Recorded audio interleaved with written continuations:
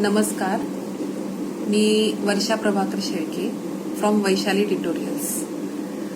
सगळ्यांना मनापासून गणपती गणेश चतुर्थीच्या हार्दिक हार्दिक शुभेच्छा. आजच्या शुभमुहूर्तावर आपण एक बायोलॉजी सब्जेक्टसाठी नवीन ट्युटोरियल चालू केलेलं आहे. त्याचं नाव आहे वैशाली ट्युटोरियल्स. वैशाली ट्युटोरियल्स यामध्ये तुम्ही प्रत्येक बायोलॉजीची प्रत्येक बारकाईची छोट्या कन्सेप्ट तुमच्या क्लिअर होणार आहे. हे आपले एमिनंट पर्सन आहे. This is Vaishali Gore. This is our eminent chairperson of our class. This is our motivation of our class. Okay, आता आपण बघणार आहोत की लिव्हिंग थिंग्स. आपण बघूया आपण सगळ्यात पहिले 11वी पासून स्टार्ट करूया. तर 11वी मध्ये सगळ्यात पहिल्या चॅप्टरचं नाव आहे तुमच्या बायोलॉजीच्या the living words. The living word. Living या शब्दाचा अर्थ काय प्रत्येकाला माहित आहे. लिव्हिंग म्हणजे काय? सजीव. बरोबर आहे. सजीव म्हणजे काय की ज्याला जीव आहे त्याला आपण काय म्हणतो? सजीव. So what is living? Living is something that is alive, something that can grow and move, reproduce, respire and carry out the various cellular activities.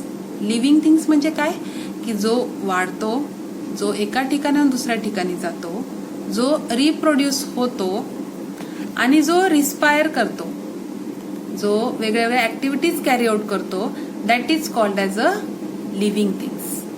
To understand what is living we need to look the various features. आपल्याला जर समजून घ्यायचं असेल की living things म्हणजे काय तर आपल्याला ह्या काही गोष्टींकडे बघितलं पाहिजे. सगळ्यात पहिले ग्रोथ म्हणजे काय, रिप्रोडक्शन म्हणजे काय, मेटाबॉलिझम म्हणजे काय, त्यानंतर सेल्युलर ऑर्गनायझेशन. तर आपण आता एका कन्सेप्ट करत जाऊया. सगळ्यात पहिला येतं तुमचं growth. What is mean bye growth? वाढ. कशाला वाढ म्हणतो आपण? ग्रोथ इज नथिंग बट और growth is define as increase in mass and number of individual organisms. म्हणजे काय?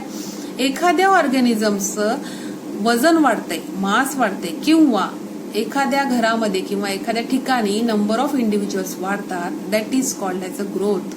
ओके, आपल्याला माहिती आहे आपण लहान असताना आपलं वजन किती होतं आणि आता किती झालंय, हो की नाही? So that is nothing but the growth. आपल्याला आपले मोठे म्हणतात की काय तुमची वाढ होत आहे. So humans visually grow up to certain age, but the cells keep on dividing and thus new cells in the body keep on replacing the old one. म्हणजे काय? आपल्या शरीरामध्ये वाढ होती म्हणजेच काय? नंबर ऑफ सेल्स वाढतात आणि जे जुने सेल्स असतात ते रिप्लेस होतात, हो की नाही? So that is increase in number of the cell is also called as a growth.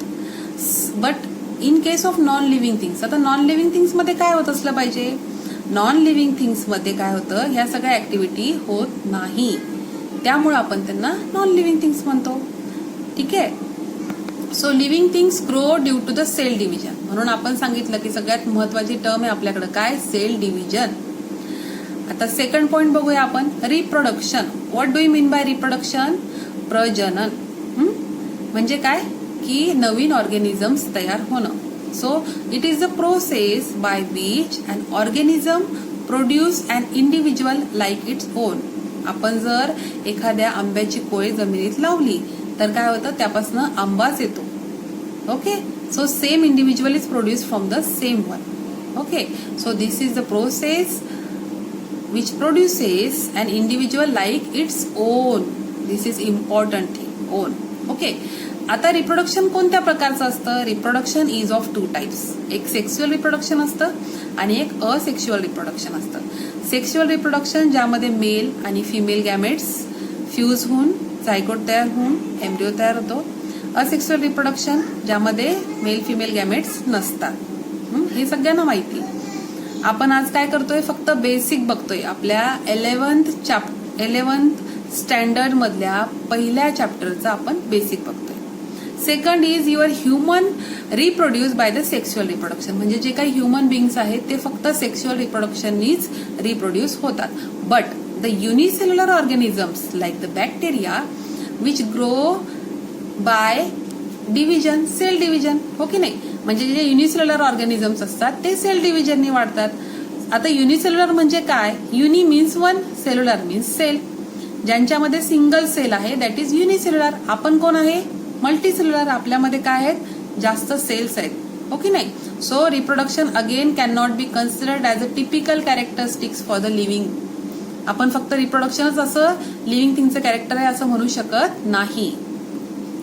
Your third characteristics is a metabolism. What is mean by metabolism? Metabolism म्हणजे काय? It is considered as all the chemical reactions going inside a living cell or body. म्हणजे काय? आपल्या शरीरामध्ये ज्या काही chemical reaction घडतात that is called as a metabolism. आपण बऱ्याचदा म्हणतो की आम्ही आज उलट सुलट खाल्लं, आमचं मेटाबॉलिझम बिघडलं कडे थोडंसं, हो की नाही? That is called as a metabolism. Internal environment, sorry, it is a living inside metabolism that is takes place inside the body of the living things. आणि नॉन लिव्हिंग थिंग्स मध्ये हे होतं का? नाही. The most important thing is your cellular organization. This is again next characteristics of livings. म्हणजे काय?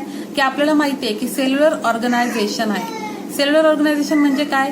Organization means to organise a specific thing. Organisation organisation म्हणजे काय? आपल्याला माहिती आहे की आपल्याला एखादा प्रोग्राम ऑर्गनाईज करायचा असेल तर आपल्याला ऑर्गनायझर लागतात, चेअरपर्सन लागतात. जसं की आपल्या क्लासेसचं चेअरपर्सन आहे वैशाली गोरे.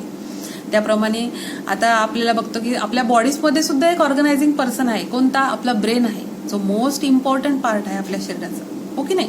सगळ्या बॉडीचे ऍक्टिव्हिटीज ब्रेन करतो. कंट्रोलिंग पॉवर आहे आपला. Then it is called as a controlling power. आता सेल्युलर ऑर्गनायझेशन म्हणजे काय आपण बघूया.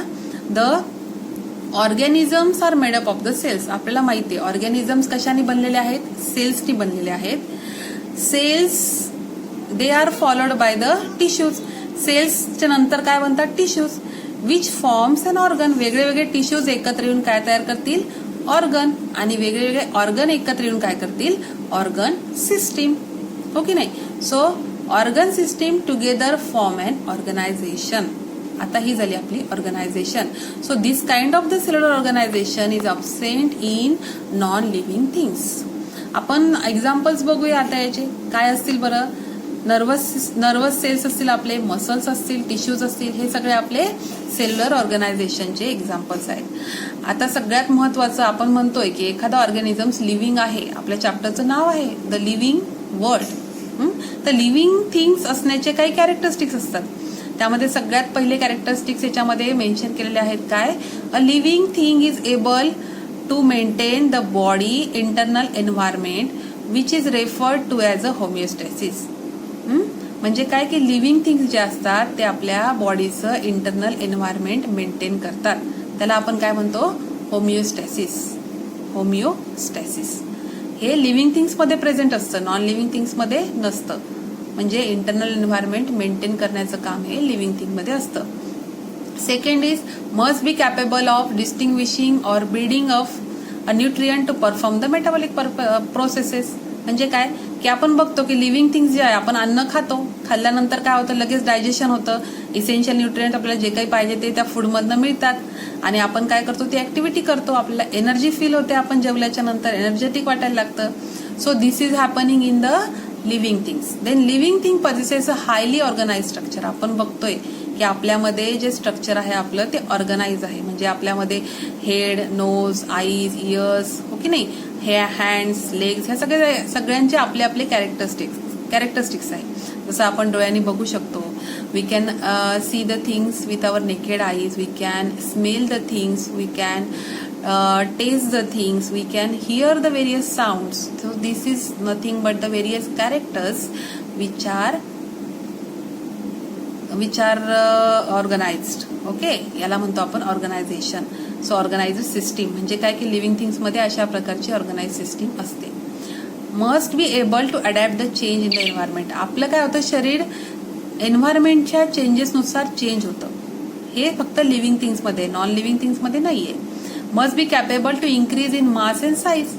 हे मी तुम्हाला आधीच सांगितलं की इन्क्रीज इन मास होतं आणि साईज होतं. Must be capable of reproducing the external stimuli. External stimuli सोबत सुद्धा आपण काय करतो? कॅपेबल होऊ शकतो म्हणजे चेंज होऊ शकतो. आता लिव्हिंग आणि नॉन लिव्हिंग थिंग्स हे तुम्हाला बऱ्यापैकी समजलं असेल. लिव्हिंग थिंग्स म्हणजे आपण सजीव म्हणतो, नॉन लिव्हिंग थिंग्स म्हणजे निर्जीव म्हणतो. तुम्ही मला कमेंट बॉक्समध्ये पटापट लिहून पाठवा की लिव्हिंग थिंग्सचे एक्झाम्पल्स काय आहेत आणि नॉन लिव्हिंग थिंग्सचे एक्झाम्पल्स काय आहेत.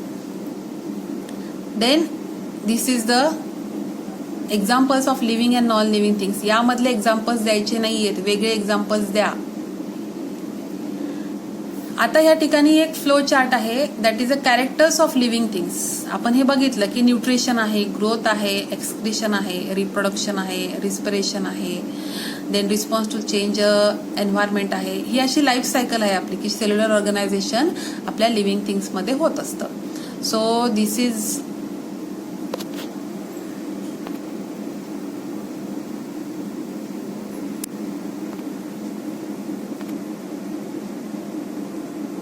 अशा प्रकारे आपण आपल्या 11th स्टँडर्डच्या फर्स्ट चॅप्टरला सुरुवात केलेली आहे, द लिव्हिंग थिंग्स. आज मी तुमचे बेसिक कन्सेप्ट क्लिअर करण्याचा प्रयत्न केलेला आहे की ज्यामध्ये तुम्हाला छोट्या छोट्या छोट्या गोष्टी, लिव्हिंग म्हणजे काय, होमिओस्टॅसिस म्हणजे काय, या सगळ्या गोष्टी मी सांगितलेल्या आहे.